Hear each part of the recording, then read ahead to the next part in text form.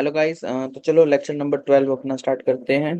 इसके अंदर पिछली वीडियो के अंदर हमने यूनिफिकेशन ऑफ इटली के बारे में कंप्लीट किया था। आज हम यूनिफिकेशन ऑफ जर्मनी करेंगे।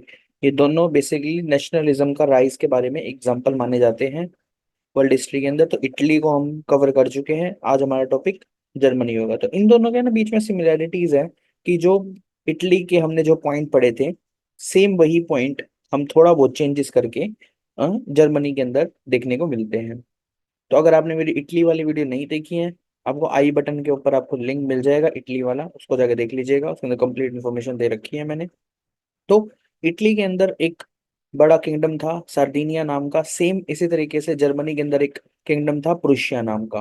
प्रुशिया ये है, जैसे ऑरेंज कलर का आपको दिख रहा है, ये किंगडम ऑफ प्रुशिया, ये साफ साफ पता लग रहा है बहुत बड़ा है। अब ये सब मिलके जो भी कलरफुल दिख रहा है वो सारा एरिया बाद में जर्मनी बनने वाला है। तो सर्देनिया सिमिलैरिटी, इसमें प्रुशिया सिमिलैरिटी, उसमें कुछ लॉट ऑफ पीपल थे, इसमें सिर्फ जनरली एक ही पीपल को माना गया है जो कि है बिस्मार्क। तो पीपल कौन से थे? आप, ये मैंने नाम लिखे हैं, ये शॉर्ट फॉर्म है। उसको जाके अगर आपने पूरी वीडियो देखी है तो उसको जाके देख लीजिएगा। उसके अंदर कमेंट सेक्शन में मुझे बताइएगा कि ये MCGVE2 का मतलब क्या है। उनके पूरे नाम मुझे कमेंट सेक्शन में लिख के बताइएगा। अब उसके अंदर भी अलग अलग तरीके की वॉर्स लड़ी थी, और उन वॉर्स के बाद 1870 के अंदर वो जीत गए थे वॉर। सेम इसी तरीके से जर्मनी के अंदर वॉर लड़ेगा कौन? बिस्मार्क। और एक मिलिटराइजेशन में हेल्प करेगा, और फिर अलग अलग तरीके की वॉर देखने को मिलेगी जर्मनी के लिए। तो अब ये तो था बेसिक इटली और जर्मनी के बीच में सिमिलैरिटी। तो अब इसको थोड़ा कॉन्टेक्चुअल वे में समझते हैं, फिर हम उसको फैक्चुअल वे में कन्वर्ट करेंगे। अब जैसे कि इटली के अंदर भी क्या था कि छोटे छोटे स्मॉलर स्टेट्स थे। सिमिलरली तरीके के जर्मनी के अंदर एक छोटे छोटे स्मॉलर स्टेट थे, लगभग 300 स्मॉलर स्टेट्स में वो बटा हुआ था। अब सीधी बात है, फिर नेपोलियन का कॉन्क्वेस्ट देखने को मिला।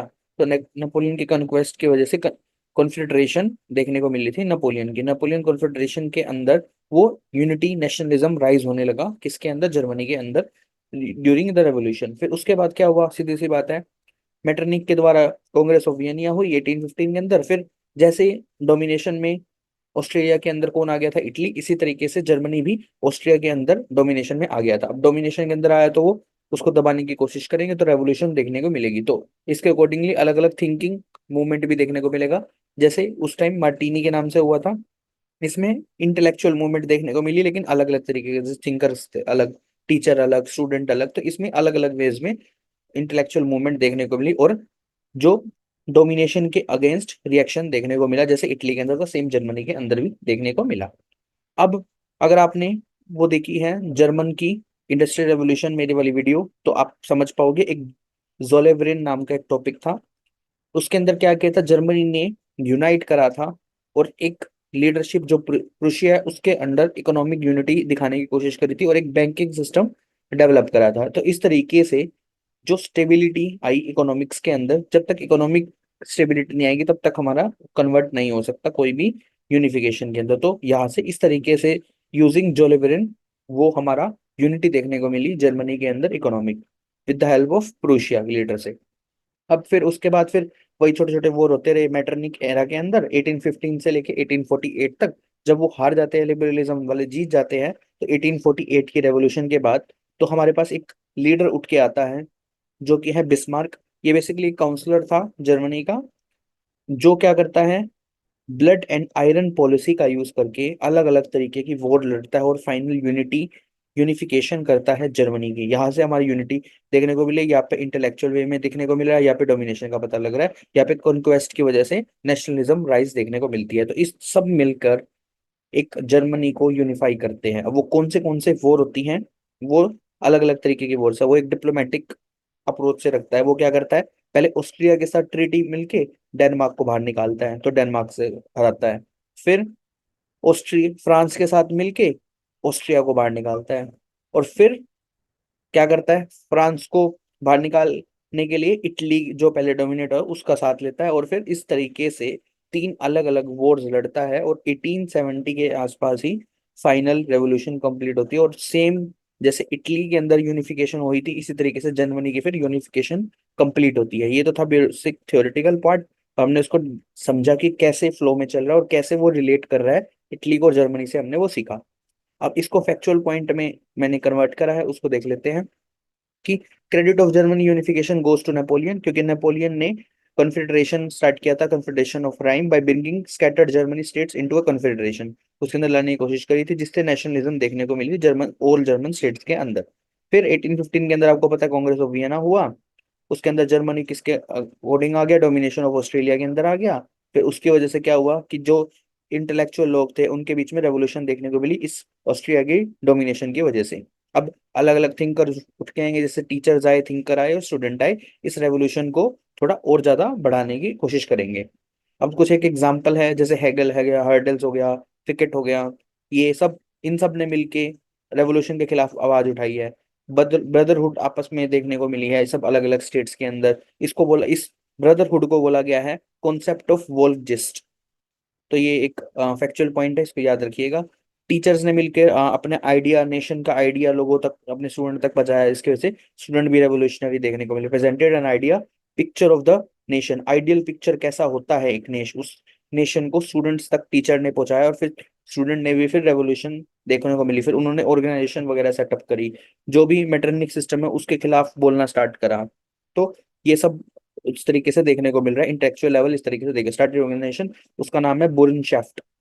To counter the Metternich system, इसके खिलाफ एक वो ऑर्गेनाइजेशन बनाई, ऑर्गेनाइजेशन फेस्टिवल ऑर्गेनाइज करे, जैसे वॉट बग नाम का फेस्टिवल है जो आज तक जर्मनी के अंदर मनाया जाता है, जो उसके खिलाफ, इंटेलेक्चुअल के खिलाफ माना गया है। अब सीधी बात है, इस तरीके थिंकिंग को देखने को मिला। अब इकोनॉमिक फैक्टर्स के लिए आर आल्सो कंट्रीब्यूटेड, कैसे, these factor are forces of the coherent iron. और इंडस्ट्रियल रेवोल्यूशन जो मैंने बताया, वो बेस तैयार करता है under the leadership of Prussia. और फिर क्या करता है, आपको बताया मैंने कि इंडस्ट्रियल रेवोल्यूशन होने की वजह से जोलरन और एक बैंकिंग सिस्टम देखने को मिलती है, और एक लैंड और कोयल्स की बढ़ोतरी देखने को मिलती है यूजिंग इंडस्ट्रियल रेवोल्यूशन। अगर आपने इंडस्ट्रियल रेवोल्यूशन जर्मनी वाली नहीं देखी है ना, तो उसको, मेरे पूरी प्लेलिस्ट का लिंक आपको मिल जाएगा नीचे डिस्क्रिप्शन के, उसको जाके देख लीजिएगा। कंप्लीट में वर्ल्ड हिस्ट्री के बारे में मैंने बताया है, कैसे इंडस्ट्रियल रेवोल्यूशन हुई विद एग्जांपल्स के थ्रू। तो उसके अंदर जर्मनी का एक इंपॉर्टेंट एग्जांपल रहता है। वैसे तो सबसे इंपॉर्टेंट जापान है, लेकिन हमने जर्मनी को भी कवर किया है। अब उसके बाद क्या होता है कि फिर 1848 की रेवोल्यूशन के बाद वो जीत जाते हैं, और फिर जर्मन स्टेट को इन्फ्लुएंस्ड होते हैं, फ्रैंकफर्ट एंड असेंबली करते हैं, और असेंबली प्रपोज करी जाती है। और फिर फाइनली फिर क्या होता है, फिर पर्शिया को अपना लीडर मान के, फिर जैसे उसमें सार्डिनिया को लीडर माना था, ऐसे पर्शिया को, ये पर्शिया नहीं है, ये प्रूशिया है, दोनों अलग अलग है, ठीक है। पर्शियन, जो पोर्शिया मोनार्क है, वो क्या करते हैं, अभी तक शुरुआत में रेडी नहीं होता, लेकिन बिस्मार्क कहता है कि मैं हेल्प कराऊंगा, मैं रहूंगा इस लीडरशिप के अंदर। तो वो एज अ चांसलर या फिर मिलिट्री कमांड जिसको हम बोल सकते हैं, वो क्या करता है, ब्लड एंड आयरन पॉलिसी का यूज करके, जो कि वॉर और डिप्लोमेसी का यूज करके, तीन अलग अलग तरीके की वॉर में लोगों को, इन सबको हराता है। 64 में डेनमार्क को हराता है, 66 में ऑस्ट्रिया को, और 1870 में फ्रांस को। और किसके थ्रू मैं समझाया था वो मैंने बता चुका हूँ, ठीक है। डेनमार्क में ऑस्ट्रिया का यूज करता है, ऑस्ट्रिया में फ्रांस का यूज करता है, और फ्रांस में इटली का यूज करता है। तो इस तरीके से दोनों तरीके की डिप्लोमेसी भी और वॉर, उन तरीके से ये सब कंप्लीट होके, और हमारा फाइनली जर्मनी एक यूनिफाई देख देखने को मिलती है, और नेशनलिज्म की भावना यहाँ से पता लगती है। तो नेशनलिज्म के हमने दो एग्जांपल देखे, unification of Italy, unification of Germany.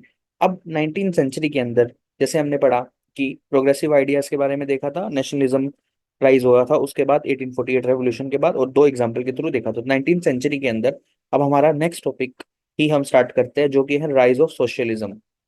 तो नेशनलिज्म हम कवर कर चुके हैं, unification of Italy, unification of Germany.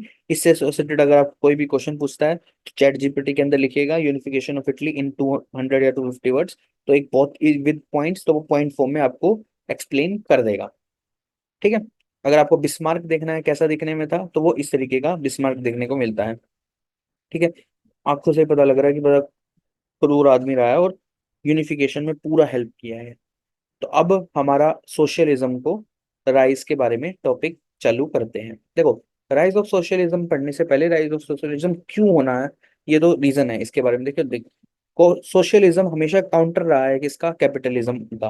तो कैपिटलिज्म कब आया था, इंडस्ट्रियल रेवोल्यूशन की वजह से। इंडस्ट्रियल रेवोल्यूशन कब आया था, जब मर्केंटलिज्म देखने को मिलता है। और मर्केंटलिज्म कैसे आया था, जब फ्यूडलिज्म डिक्लाइन हुआ था। तो ये तीनों आपस में सिंक में चलते हैं। तो राइज ऑफ सोशलिज्म का मेन रीजन ही यही है कि फ्यूडलिज्म जो है डिक्लाइनिंग फेज में था, फिर उसके बाद क्या हुआ है, ये अर्ली फॉर्म ऑफ कैपिटलिज्म देखने को मिला, कौन सा, मर्केंटलिज्म, जिसके खिलाफ अमेरिका ने भी आवाज उठाई थी। ठीक है।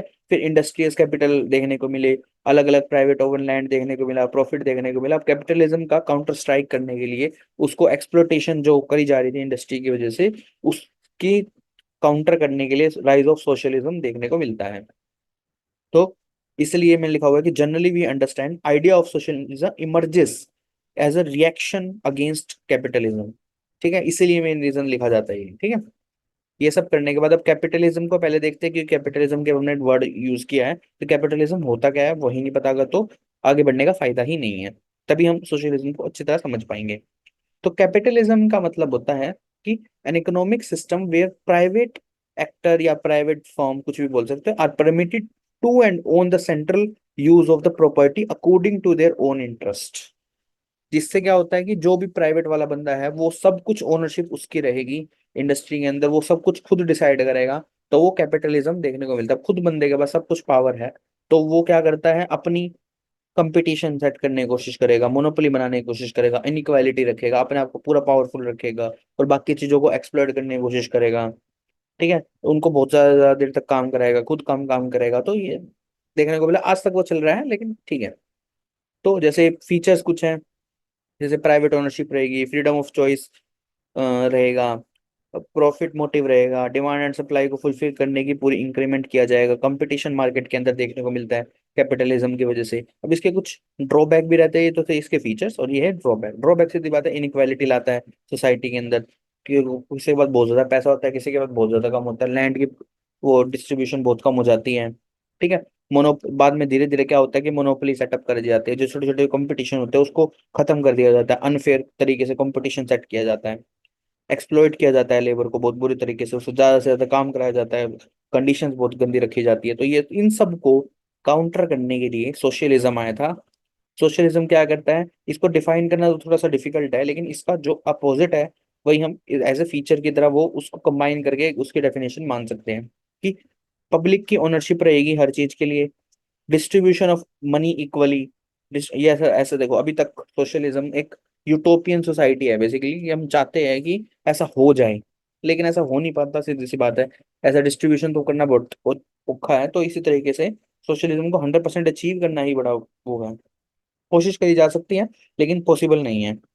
फोकस ऑन प्लानिंग ज्यादा किया जाता है, सोशल वर्क मोटिव रहता है उसका, जैसे उसमें खुद से वर्क था, प्राइवेट मोटिव इसमें ऐसा नहीं है। तो ये सब सोशलिज्म को रिप्रेजेंट करता है कि सोसाइटी के अंदर अच्छी चीजें रहे, तो वो सोशलिज्म है। अब सोशलिज्म के लिए एक वर्ड, आप एक बंदा आपने बहुत सुना होगा, कार्ल मार्क्स नाम का, जो अपने ही फेज में है। तो क्या सोशलिज्म सिर्फ कार्ल मार्क्स से ही स्टार्ट हुआ था? तो इसी चीज के लिए एक इंटरव्यू में क्वेश्चन भी पूछा गया कि जो सोशलिस्टिक आइडिया है वो आपको सिर्फ कार्ल मार्क्स के अंदर देखने को मिलता है, या उससे पहले भी देखने को मिलता है, उससे बाद में भी देखने को मिलता है? तो इसीलिए जब ग्रोथ होती है सोशलिज्म की, जो राइज होता है, इसको 3 हिस्सों में डिवाइड किया गया है बाय हिस्टोरियन। कौन से? एक है फेज 1, फेज 2 और फेज 3। फेज 1 कौन सा? जो कार्ल मार्क्स के अंडर, मतलब उसके टाइम के दौरान, आफ्टर कार्ल मार्क्स मतलब कार्ल मार्क्स के मरने के बाद। एक बिफोर कार्ल मार्क्स, के कार्ल मार्क्स के पैदा होने से, मतलब उसकी उसके टाइम फ्रेम से पहले की बात है। तो इसका मतलब है कि अगर कार्ल मार्क्स था तो 18th सेंचुरी के अंदर इक्वेलिटी के बारे में एक इंटरव्यू का क्वेश्चन बताना कि किसके थ्रू, कौन सी रेवोल्यूशन ऐसी थी जिसमें इक्वेलिटी के बारे में बात की गई है। आप मुझे कमेंट सेक्शन में लिख के बताइएगा। अगर आपने मेरी कंप्लीट सीरीज शुरू से देखी है तो आपको पता लगेगा इसका एग्जाम्पल कौन है। तो हम फेज 1 को पहले देखेंगे, बिफोर कार्ल मार्क्स का एग्जांपल लेके समझेंगे। फेज 2 में कौन से बंदे देखने को मिले, कार्ल मार्क्स के दौरान उसने क्या देखने को मिला, क्या ऐसे सोशलिस्ट आइडिया और ज्यादा माना गया। तो कार्ल मार्क्स को ही साइंटिफिक सोशलिज्म बोला गया है, तो बेसिकली फादर भी बोला गया है। ठीक है। फेज 3 के बारे में हम देखेंगे, तो सबसे पहले हम फेज 1 को कवर करते हैं। तो before Karl Marx, Karl Marx से ऐसा तो है नहीं कि सोशल आइडिया सिर्फ कार्ल मार्क्स के बाद में, तो उससे पहले भी बहुत सारे हमें ऐसे एग्जांपल्स देखने को मिलते हैं। अगर आपने मेरी शुरू से देखे तो आपको पता होगा, जैसे रसो नाम का एक बंदा था। ऐसे बहुत सारे अलग अलग टाइम पे अलग अलग बंदे के मैंने में एक्सप्लेन भी किया है थिंकर्स के बारे में, एक अलग से पूरी एक वीडियो भी है थिंकर्स वाली। अगर आपने वो देखनी है तो नीचे आई ऊपर आई बटन के आपको लिंक मिल जाएगा। कंप्लीट थिंकर्स के बारे में एक वो मैंने रफ आइडिया बताया है कि कौन से थिंकर्स ने किस बारे में बात करी है बिफोर, वो सब कार्ल मार्क्स से पहले की बात है। तो वो फेज 1 का पार्ट है। तो idea of socialism emerges out of the Rousseau in enlightened age during French revolution. ये जो बंदा होता है Babeuf, also contributed the idea of socialism. Babeuf suggested to abolish the right to the property, कि हर एक बंदे की प्रॉपर्टी का राइट ही खत्म कर दो, सबको इक्वली डिस्ट्रीब्यूट करो, खत्म करो। But he was conspirator and got killed. तो इसकी वजह से सबसे सीधी बात है, जो हायर मैनेजमेंट वाले होंगे, उनको अच्छा नहीं लगेगा, वो उसको मार देंगे उसको। तो ऐसे ही बसो फिर बाद में मार दिया गया। फ्रेंच थिंकर देखने को मिलते हैं, सेंट साइमन और फोरियर, ये दोनों क्या करते हैं, पूरों की हेल्प करना चाहते थे और उनके एसोसिएशन एक एसोसिएशन बनवाना चाहते थे, तो ताकि उसके बारे में बात करी जा सके। तो ये भी देखने को मिलता है। रॉबर्ट टाउन के बारे में ज्यादा कुछ है नहीं, तो इसलिए छोड़ दिया गया है। तो और आखिरी हमारा लुइस ब्लैंक। लुइस ब्लैंक क्या कहता है कि there should be equality formation of the workshop. ठीक है, जो भी फैक्ट्री वगैरह सेटअप की जा रही है उसके अंदर इक्वालिटी होनी चाहिए, काम की डिस्ट्रीब्यूशन अच्छी तरीके होनी चाहिए, कोई वर्कशॉप के एसोसिएटेड एक टाइम फ्रेम वगैरह सेट करना चाहिए। तो वो सब, ये सब बेसिकली क्या रिप्रेजेंट करे, सोशलिज्म के आइडियाज को ही शो कर रहे हैं, जो कि कार्ल मार्क्स से पहले है। तो बेसिकली अब ये सब जो है, जैसे सबकी प्रॉपर्टी बराबर कर देना, सबका राइट कर देना, एसोसिएशन बनाना, ये सब थोड़ा सुनने में अच्छा लगता है। तो ये जो सब ड्रीम कर रहे थे, तो एक यूटोपियन सोसाइटी के बारे में ही रिप्रेजेंट कर रहे थे। तो ये क्या है, एक utopian society, they were only dreaming. तो यूटोपिया मतलब बेसिकली एक इमेजिनरी वर्ल्ड है जहाँ पे सब कुछ ऐसा होगा, ये सब उसके बारे में बात कर रहे हैं ये सारे। लेकिन अब इसको थोड़ा सा, पॉसिबिलिटी नहीं है 100% अचीव करना, तो इसको थोड़ा सा अच्छे तरीके से साइंटिफिक अप्रोच से कैसे अचीव किया जा सकता है, वो कार्ल मार्क्स ने बताया था। इसलिए कार्ल मार्क्स को बहुत ज्यादा इंपॉर्टेंट माना गया है। अपने उसने अलग अलग थ्योरीज दी थी। अगर आपने सोशियोलॉजी के बारे में ऑप्शन ले रखा तब तो आप इसकी थ्योरी पढ़ोगे, लेकिन अगर आपने सिर्फ नॉर्मल आंसर राइटिंग के लिए, जैसे जीएस के लिए देख रहे हो, तो इसकी थ्योरी इंपॉर्टेंट नहीं है, सिर्फ आपको नाम पता होना चाहिए, जो कि मैं आगे बताऊंगा कौन से नाम की थ्योरी उसने डेवलप करी, ताकि रियल पिक्चर में हम उसको कैसे अचीव कर सकते हैं सोशलिज्म को, उसको बताया गया है। तो अब आता है कंट्रीब्यूशन ऑफ कार्ल मार्क्स, जो कि फेज 2 को रिप्रेजेंट करता है। तो he expose capitalism, he developed this idea of socialism in his book. उस बुक का नाम क्या है, 10 कैपिटल। देखो कैपिटल, इसलिए कैपिटल, इसलिए थोड़ा सेम सा लगता है, ठीक है।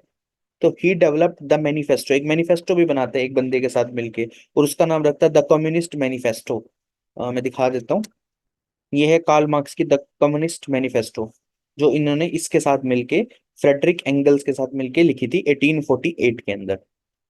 ठीक है, और he is the father of scientific socialism, क्योंकि इसने रियल टाइम के अंदर कैसे डेवलप किया जा सकता है उसके बहुत सारी थ्योरीज दी थी। तो इसने लोगों को रियलिटी में सोशलिज्म के बारे में बताया था, इसीलिए ये इतना ज्यादा इंपॉर्टेंट है। He developed many theories to give real picture around the world. कौन सी दी थी, हिस्टोरिकल मेटेरियलिज्म के बारे में, क्लास के स्ट्रगल्स के बारे में, सरप्लस वैल्यूज के बारे में, एलिनिएशन के बारे में। अगर इनको और ज्यादा डिटेल में जानना है तो आपको ऑप्शनल के अंदर आता है, लेकिन सिर्फ किताब के अंदर सिर्फ हेडिंग दी हुई है कि उन्होंने इस थ्योरी के अकॉर्डिंगली जा दिया। अगर आपका वो मिलता है, आपको क्यूरियोसिटी रहती है, तो इनको जाके देख सकते हैं आप। थ्योरी ऑफ कार्ल मार्क्स लिखिएगा, उसके अंदर इंडिविजुअल लेवल पर सबके बारे में बता रखा है। लास्ट हमारा बचता है आफ्टर कार्ल मार्क्स। तो सोशलिज्म हमारा खत्म हो जाता है इसके बाद। कि देखो, socialist idea continues after Karl Marx, सीधी सी बात है, वो आइडिया कभी भी दबते नहीं रहते हैं। तो उसके बाद है ना, फिर छोटे छोटे दो हिस्सों में बट गए थे। एक जो कार्ल मार्क्स को सपोर्ट करते थे लेकिन वॉयलेंट बेसिस पे थे, एक दूसरा कार्ल मार्क्स को सपोर्ट करते थे लेकिन वो रेवोल्यूशन बेसिस पे थे। तो वो दो हिस्सों में, लेफ्ट विंग और राइट विंग, इस तरीके से डिवाइड हो गया था आफ्टर कार्ल मार्क्स। तो left wing supporter of Karl Marx, लेकिन वॉयलेंट रेवोल्यूशन थे उसके अंदर, जैसे रशियन रेवोल्यूशन में देखने को मिलता है, चाइना के अंदर under the leadership of Lenin. Right wing के अंदर थोड़ा सा नॉट सपोर्ट थे वॉयलेंट के, लेकिन वो सपोर्ट करते थे कार्ल मार्क्स, जैसे हमारा नेहरू डेमोक्रेटिक सोसाइटी के बारे में बात करता है, जो कि हमारे नेहरू जी के बारे में एग्जाम्पल हमारा रहता है। फेबिनिज्म देखने को मिलता है इंग्लैंड के अंदर, जो बाद में डेवलप हुई थी। तो ये सब आपको कार्ल मैक्स के बाद ही देखने को मिलता है। तो ये तो था सोशलिज्म के बारे में कि कैसे उसका राइज हुआ। तीन अलग अलग फेज के अंदर आपको इसका आंसर देना है। पहले आपको बताना है कि कैपिटलिज्म क्या होता है, कैपिटलिज्म के बारे में, फिर आपको सोशलिज्म के बारे में फीचर बताना है, फिर उसका ग्रोथ होने के तीन अलग अलग फेजेस के बारे में बताना है। और ये फेजेस हमने इस तरीके से देखे, और यूनिफिकेशन हम कवर कर चुके हैं। तो इस तरीके से आपका ये वाला टॉपिक भी कवर हो गया। अब हम पढ़ेंगे राइज ऑफ कॉलोनिज्म और इंपेरियलिज्म के बारे में। तो मिलते हैं नेक्स्ट वीडियो के दौरान। Bye bye guys.